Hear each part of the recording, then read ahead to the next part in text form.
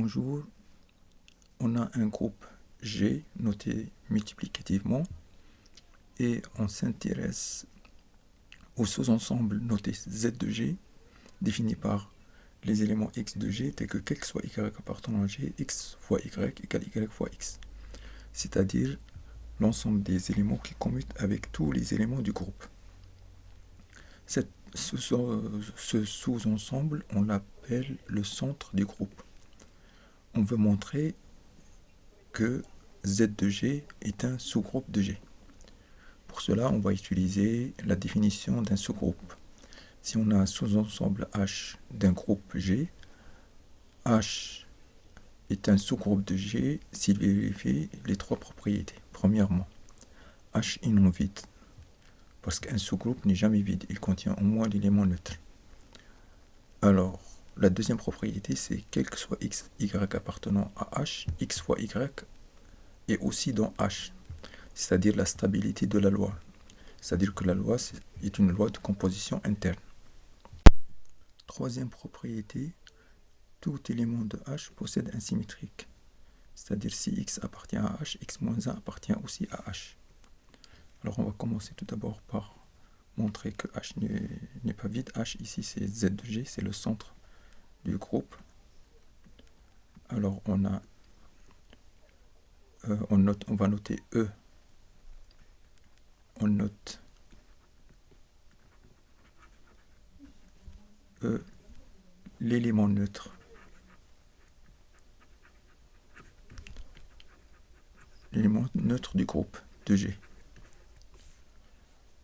Alors, on a, par définition de l'élément neutre, on a quel que soit y appartenant à G, y E égale EY égale à Y. Ça veut dire que E il commute avec tous les éléments de G. Donc E est dans le centre de G. Donc Z de G est non vide.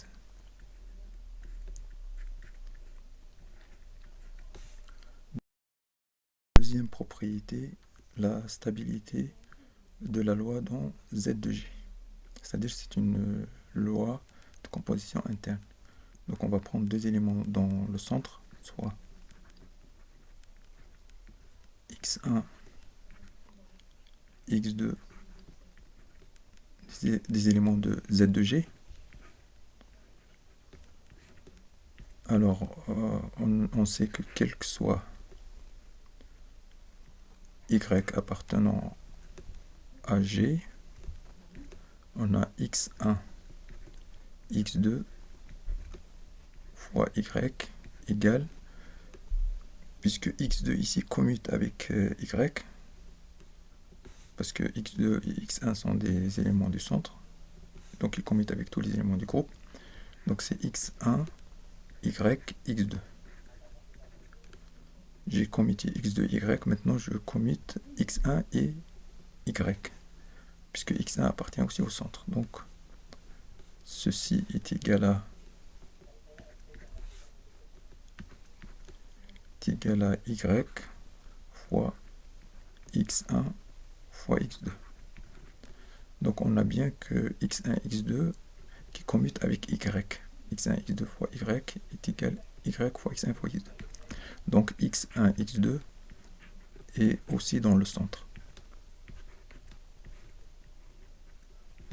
Donc la loi est bien une loi de composition interne.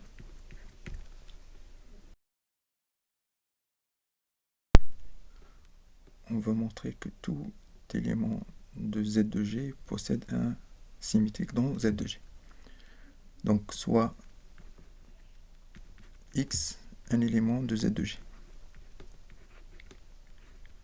Donc on sait que, puisque G est un groupe, que le symétrique x-1 de X existe dans G. Mais nous on va montrer qu'il est dans Z de G.